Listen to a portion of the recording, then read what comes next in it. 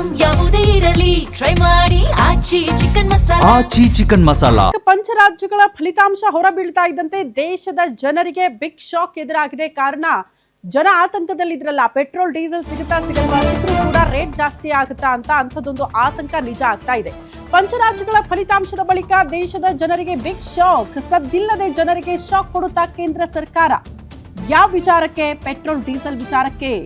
ಮತ್ತಷ್ಟು ದುಬಾರಿ ಆಗುತ್ತಾ ಪೆಟ್ರೋಲ್ ಡೀಸೆಲ್ ರೇಟ್ ಅನ್ನೋದು ಪ್ರಶ್ನೆ.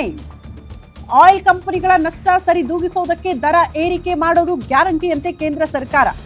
ಈಗಾಗಲೇ ಬ್ಯಾರೆಲ್ ಕಚ್ಚಾ ತೈಲದ ಬೆಲೆ ಕೂಡ $126 ಮುಟ್ಟಿಬಿಟ್ಟಿದೆ.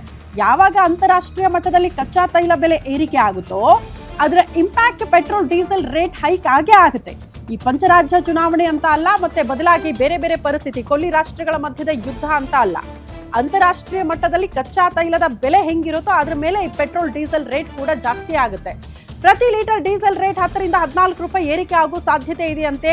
ಪೆಟ್ರೋಲ್ ಡೀಸೆಲ್ ದರ ಏರಿಕೆ ಆದ್ರೆ ಅಗತ್ಯ ವಸ್ತುಗಳ ರೇಟ್ ಆಟೋಮೆಟಿಕ್ ಆಗಿ ಜಾಸ್ತಿ ಆಗುತ್ತೆ. ಕಾರಣ ಸರಕು ಸಾಗಾಣೆಗಳ ವೆಚ್ಚ ಕೂಡ ಜಾಸ್ತಿ ಆಗುತ್ತೆ. ಹಾಗಾಗಿ ಜನರಿಗೆ ಯಾವ್ದಾದ್ರು ವಸ್ತುಗಳು ಬಂದು ತಲುಪಬೇಕಂದ್ರೆ ಅಲ್ಲೆಲ್ಲ ಕೂಡ ಜಾಸ್ತಿ ಆಗಿರುತ್ತೆ ಅನ್ನೋ ಕಾರಣ ನಾವು ಕೂಡ ಅಲ್ಲಿ ರೇಟ್ ಜಾಸ್ತಿ ಕೊಡಬೇಕಾಗುತ್ತೆ.